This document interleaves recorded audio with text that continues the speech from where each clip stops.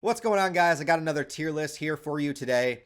I was thinking to myself, what can I do to get the most amount of people as mad at me as possible? And then all of a sudden it hit me. I'll talk about the Batman movies because everybody has their favorite interpretation of Batman. Everybody has their favorite Batman universe, their favorite actor that's played Batman, and there's a lot of different variety in all of these interpretations. And the Batman fandom can also be very divisive when it comes to this. And so everybody has their own opinion on what the best Batman is. And today, I figured I would give you mine.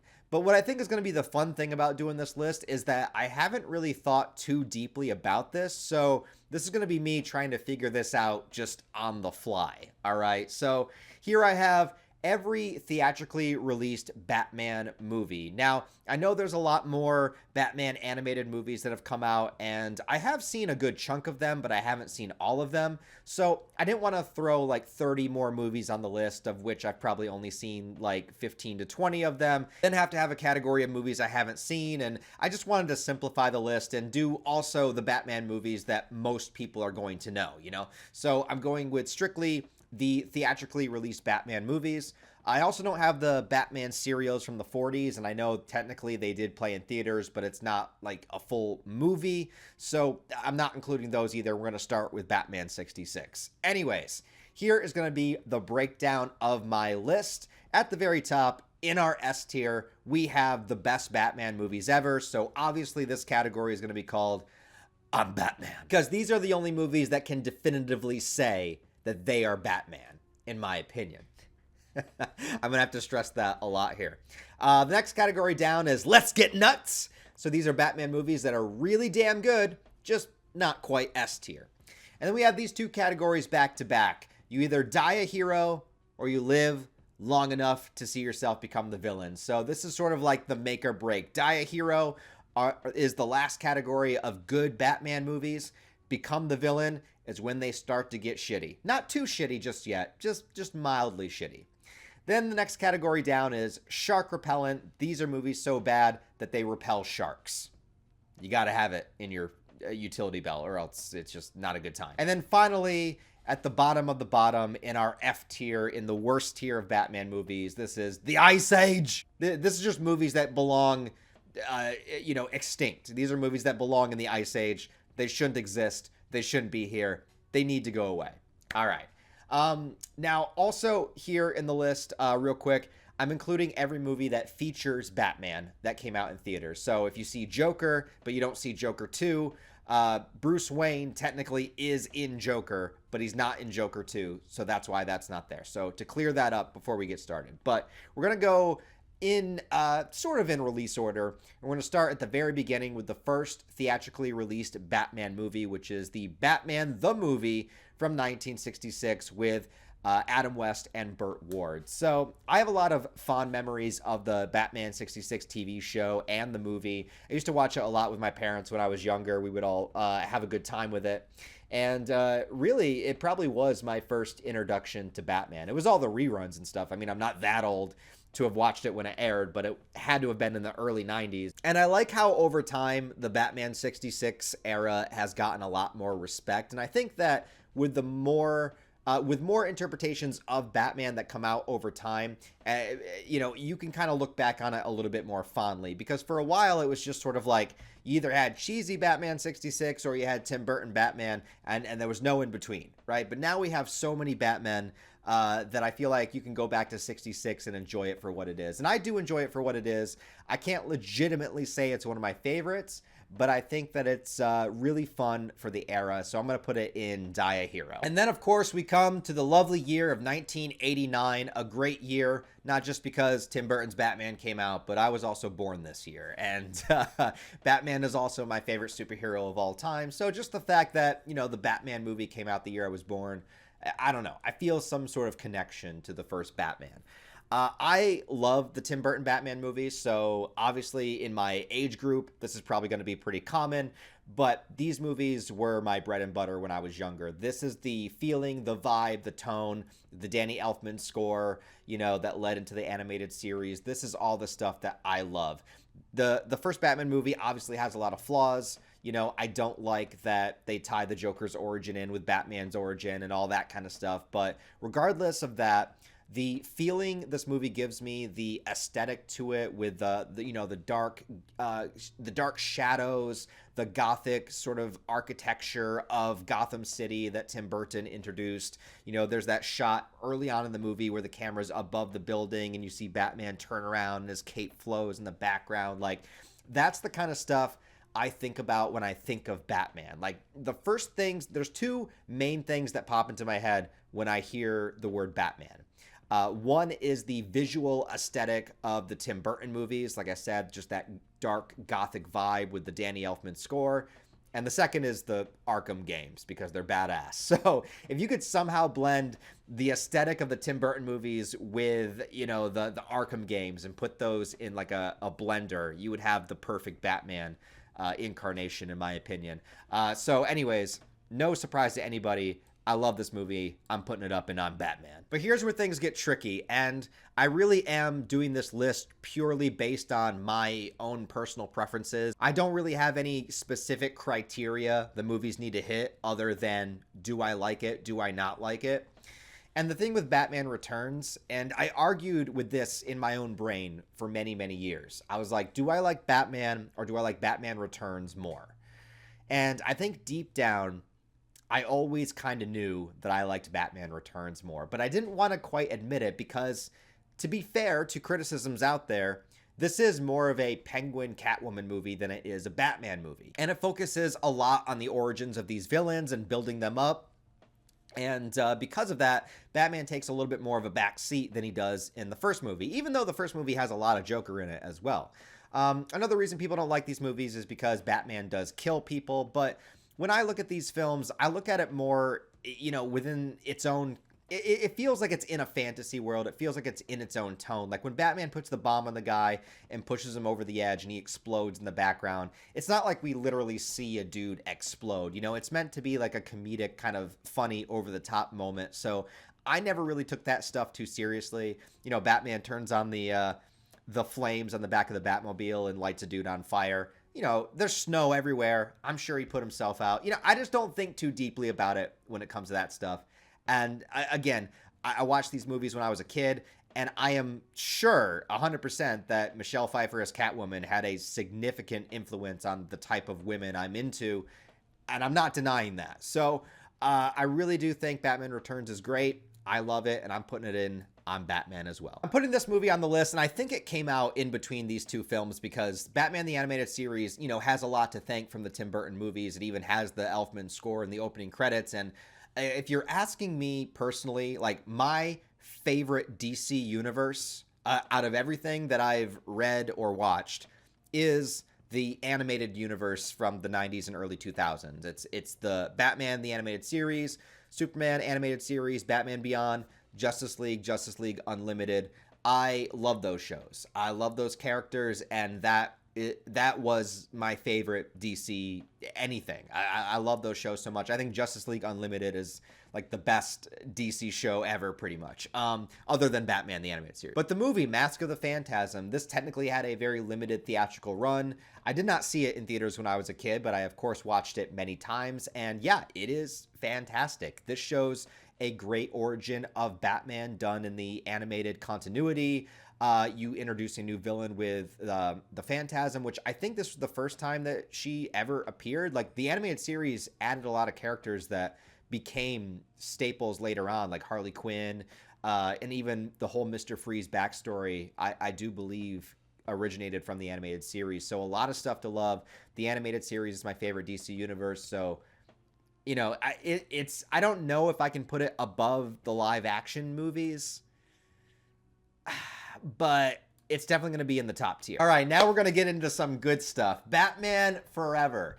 Well, once again, you guys know in my age group, when Batman Forever came out, I was like 7 or 8 years old, and this was my shit, dude. I was so hyped. Like, the build-up from loving the first two Batman movies and watching them on VHS over and over to the animated series to Batman Forever coming out, and that goddamn Seal Kiss from a Rose song that would play in every trailer. Bro, why don't we have music tie-ins with movies anymore. We used to have it all the time. We got Kiss from a Rose, Batman Forever. You know, you had Hero for the original Spider-Man movie. Even, you know, Will Smith, he used to make music for his movies, Men in Black, Wild Wild West. Where is the music tie-in to the movies now? Like, why is that no longer a thing? That is something we need to work on bringing back. But regardless, Batman Forever, another thing that hyped it up for me when I was a kid is I love Jim Carrey. Jim Carrey is one of my all-time favorite actors and still is. So it had a lot going for me. However, over time, you know, I definitely recognize the flaws in this movie as well. I'm not so much into taking it back to the campy style of the early Batman 66. I think it worked for that era, but I don't think it necessarily works the same in the 90s. But having said that, Batman Forever, I do think has a lot of good stuff in it. It's just definitely a movie that, you know, tried to steer away from what Tim Burton was doing. They felt like it was getting too dark and too weird, and so they wanted to make it a lot more kid-friendly. And in that, I think they succeeded. I don't love the movie, but I definitely don't hate it either. So I'm going to put it in Die a Hero. But Batman and Robin took everything about Batman Forever and amped it up to 11. And this becomes one of the most ridiculous movies ever made, to the point where it legitimately blows my mind every time I watch it that this actually got made. If you haven't seen Batman and Robin in a while, and granted at this point it has been a while since I've seen it, but I'd say go back, because you will not believe the wacky shit that's in this movie, the over-the-top Looney Tunes style fight scenes and humor and the puns of Arnold Schwarzenegger and making Arnold Schwarzenegger be Mr. Freeze in the first place. Absolutely wild. You got bat nipples galore. You got Bane just like putting bombs down somewhere, just bomb, just no personality whatsoever.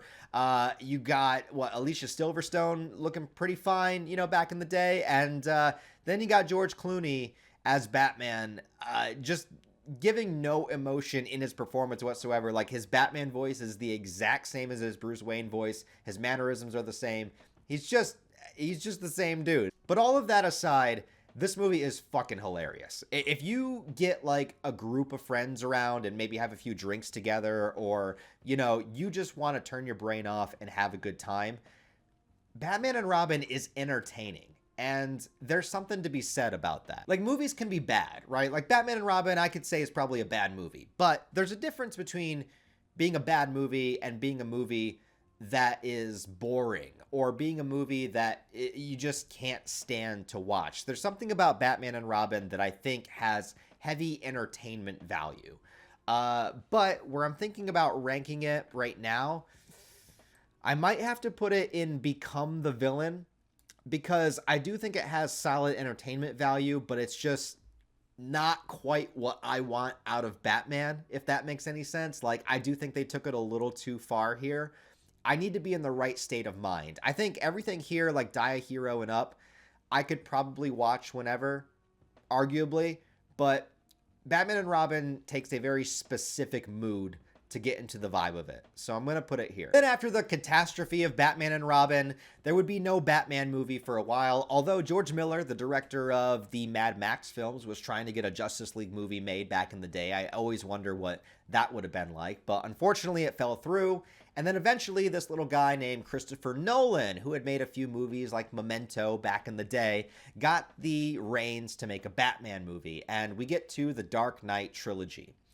And the Dark Knight trilogy, to me, is awesome. Like, I love these movies, but it's funny how the consensus of them has kind of changed over time. I've noticed more and more people speaking up about how they don't like the Dark Knight movies. But essentially, Christopher Nolan took away a lot of the, well, all of the fantasy elements and grounded Batman into what we would understand as the real world. Like, what would Batman be like if he actually existed? Gear that he wears is more tactical. It's more, the gadgets that he uses are a little bit more believable in the real world, or something that could actually be accomplished. The Batmobile isn't, you know, like a sleek kind of crazy comic book design. It's basically like this running tank. Like, he did all of these little things to kind of bring Batman into the real world. And even with his villains, he grounded them. Like when you get to Dark Knight Rises, Bane doesn't use the Venom serum because that's more fantasy. Instead, he's just like a really jacked dude. So it's like a grounded Batman. And if you ask me today if I want a grounded Batman movie, not really, but that's mostly because we've seen it already. I think that the Nolan movies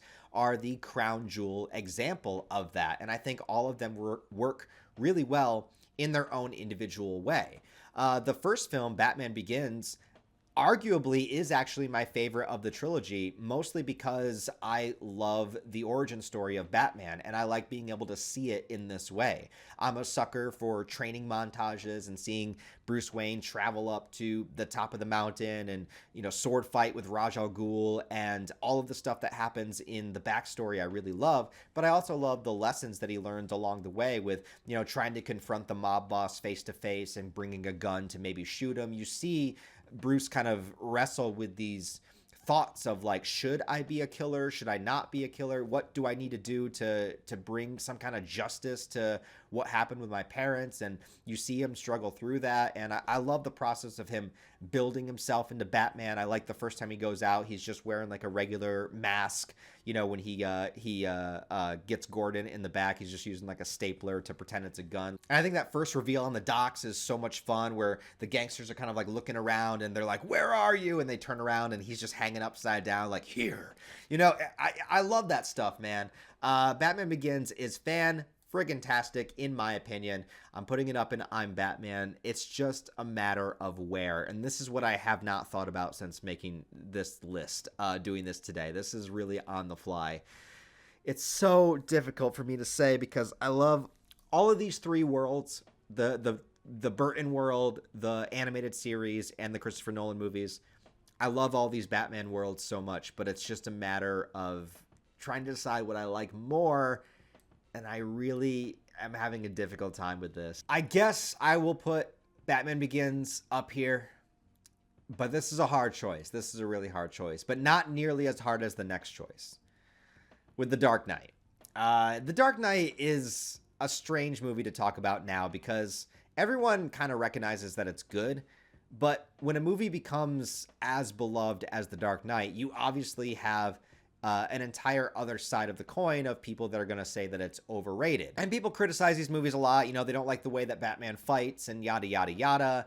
And people say that the movie is carried by Heath Ledger as the Joker, but I don't really think so. First of all, I think that you can't just take the Joker out of the movie because that would make no sense. People are like, what if the movie didn't have Joker? It's like, okay, well then you don't have a movie because he is kind of the catalyst for almost everything that happens in the film. He's the villain. You can't just take the villain out of the story. You know what I mean? It's like, let's take Griffith out of Berserk. It's like, well then what are you talking about? It wouldn't make any sense. So you got to have him in there. And yeah, Heath Ledger really did a generational performance with the Joker in this movie. Once again, this is a grounded Batman in the real world sort of Joker. So it's not as, crazy and maniacal as the comic book iterations. But I remember the hype around this movie. I remember seeing it in theaters for the first time, and I do think it holds up. Honestly, every time I watch it, and again, it has been a while, but every time I watch it, I still think it's great. I don't think it's aged poorly whatsoever. And regardless of what people think about it, I'm still putting it up in I'm Batman. And, like I said, to me, I flip-flop these movies, Batman Begins and The Dark Knight, of which is my favorite.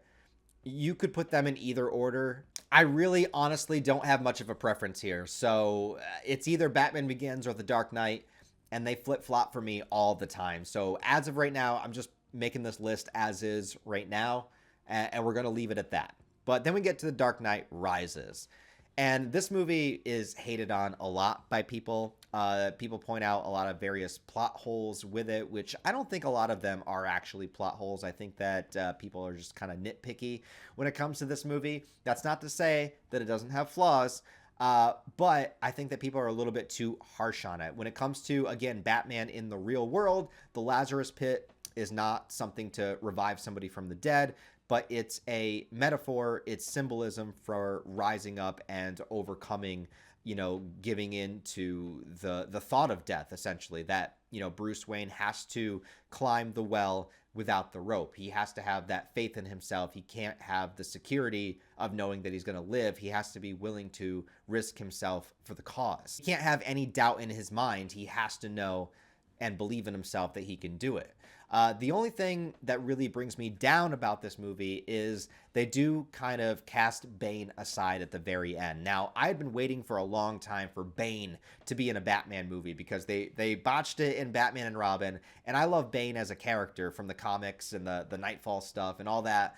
I've always wanted to see a Bane done right, and he still hasn't really been because he needs the Venom serum, and we need to have a more fantasy-style Bane, but whatever.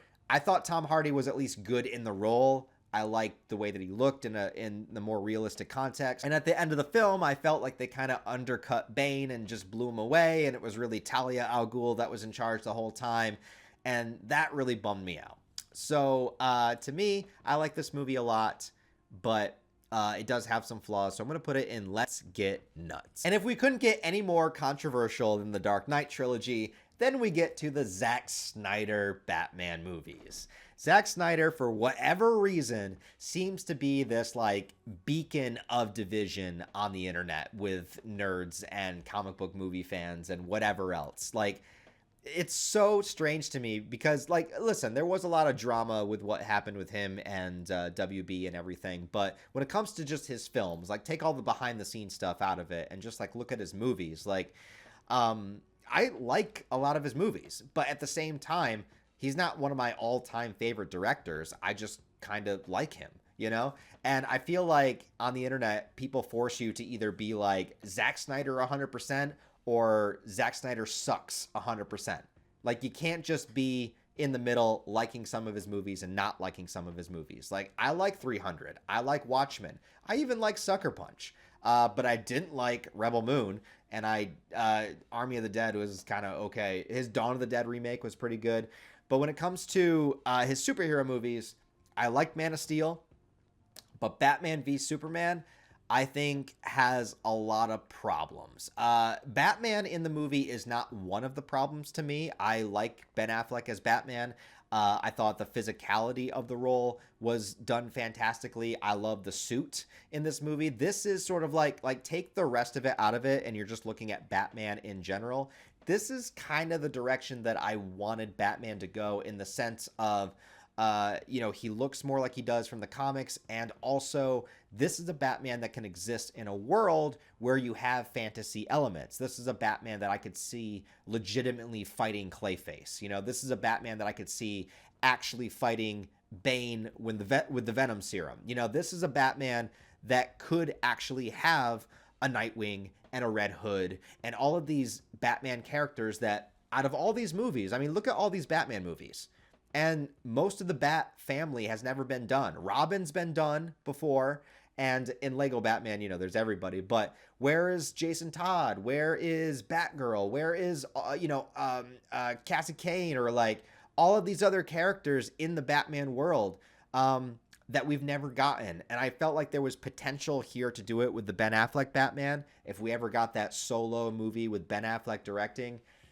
But unfortunately, Batman v Superman came out and everybody hated it, and it caused disaster, ultimately spiraling into the DC universe, just destroying itself and now having to be rebooted with James Gunn at the helm. I say all this to say, I like certain aspects of Batman v Superman. There are elements of this movie I really like, and individual scenes, like the opening scene with Metropolis falling, with Bruce Wayne navigating that, and also the warehouse fight, and other things in this movie that I really like. But there's also things in this movie that I really hate. I hate Jesse Eisenberg as Lex Luthor. I don't hate him as an actor. I just hated him in that role. It just did not work for me. It felt like he was acting in another movie. And I also wanted this movie to be more of a Batman v Superman movie, in the sense of it's their ideologies that is causing them to clash, not just Lex Luthor, manipulating it and making it happen. But anyways, I don't hate this movie. I just think it's okay. So I'm going to put it in Die a Hero. I know some people are going to get mad because they hate Zack Snyder. I'm going to put it above 1966. Then we get to Suicide Squad, which actually does have Batman in it, and I kind of forgot about that until right before making the list. But Batman does show up in Suicide Squad. He's only got like 5 minutes of screen time, but he's in there. It's the Ben Affleck Batman. This is a movie that I wanted to be really good as well, and I think that this one was also the fault of the studio. I know David Ayer, the director, has stated multiple times that he made a very different movie that didn't come to fruition. And I kind of wish we got to see the real version because I like a lot of the casting. I think Margot Robbie is a good Harley Quinn. Will Smith is good in the movie. The one actor, Jay Hernandez, I remember him from the movie Hostel, so it was kind of cool to see him in a completely different type of movie. I just wish this movie was better. But unfortunately, the version that we got, which is the only version I can fairly rank, was not good. So I'm putting it in shark repellent because it has a couple of redeeming qualities, but overall not good. And there's also two different versions of Justice League to talk about. We have the theatrically released Justice League movie that was co-directed by Zack Snyder first, and then once he left the project, they threw Joss Whedon to finish it. Did not turn out good. And then we have the Justice League Snyder Cut, okay? I'm going to keep this short and sweet. The Justice League movie we got in 2017, I think, is atrocious. But I don't think it's anybody's fault, really. I mean, other than WB, other than the studio, I don't think it's really Joss Whedon's fault. Now, Joss Whedon, a lot's come out about him, and he's probably not the world's greatest person to work for, and that's definitely been confirmed by people on Buffy and on the set of Justice League. But also, he was walking into a mess, and he tried to do what he was paid to do. It just didn't pay off. This movie was rushed out to hit a release time. You have the whole Superman mustache debacle. And if they really taken their time with it and maybe gave Snyder some time off because of what happened in his family and then allowed him to come back later on, if they weren't just so desperate to catch up with Marvel and do what Marvel was doing, maybe it could have been better. But unfortunately, it came out and it was trash. So I'm putting it in the Ice Age. But that hurts me. As a Justice League fan, as somebody that loves the animated Justice League Unlimited, I just hate the fact that I have to put a Justice League movie in the worst tier. But I gotta be honest, it's just not good. The Zack Snyder Justice League cut, I think, made tons of improvements and was the actual vision of the movie. The thing that brings this one down for me, though, is the 4-hour runtime. I'm sorry, I don't necessarily have a thing against long movies. Seven Samurai is one of my favorite films of all time. It's like 3.5 hours, but I just feel like you could edit this movie down to like a solid 2:45. I think because they allowed Zack Snyder to come back and finish his movie, he just threw everything in, which given that's sort of the thing with these movies is like you kind of have to understand the behind the scenes aspect of it. Like given what happened and the fact that this was probably never going to come out and then allowing him the opportunity to finish it and put it out, obviously he'd want to release everything, right? I'm sure if this was meant to get the original wide release of the original Justice League movie, it probably would have been edited down. I do think that there's a lot that you could cut out of this movie, but ultimately I think it's at least really entertaining. There are moments in it that I really like. The action sequences are great. I do love the moment where Flash, runs back in time and everything. So there's good stuff in here. So I think I'm going to put it up in Die a Hero, and I like it more than these ones. Actually, you know what? I'm going to move it up even more. I'm going to put it in the Let's Get Nuts.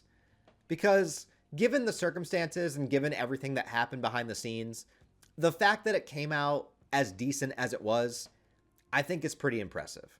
So I'm going to put it up even further. All right, so this one is on the list because I remember that this one did technically come out in theaters. This is the Killing Joke animated movie. And I figured, why not throw it on here because it'll give us something fun to talk about. Obviously, The Killing Joke is one of the more famous Batman comics written by Alan Moore, and the comic is great, but it's kind of short. It's not very long, and so extending it out into a movie required them adding a bunch of scenes, and what they chose to add is mind-blowing, with Batman hooking up with Batgirl before she gets shot. And it is awkward, and it is unexpected, and it kind of throws the whole story out of whack. Now, this is the story of how Joker, he shoots Batgirl, paralyzes her. This is how she ends up in a wheelchair, becomes the Oracle character, and all of that stuff. This is the origin of that. And it's also a story about the Joker's backstory and how we're all just one bad day away from being just like him. There's a lot of great stuff there, but maybe this is an example to Alan Moore's point that comic books are their own medium and they don't need to be adapted, right? This is one of those instances where it just didn't work. It's gonna go down in the Ice Age. The next one is the Lego Batman movie. I've only seen this one time. I saw it in theaters, but I did think it was hysterical. I had a lot of fun with this. This goes full-blown, pure comedy, fun for all ages, not necessarily directly a kid's movie, but just something everyone can love. And there was this little era where like the Lego movie came out and it did so well. They like released 2 or 3 Lego movies like right in a row in theaters. It was like this time of Legos, man. I don't know.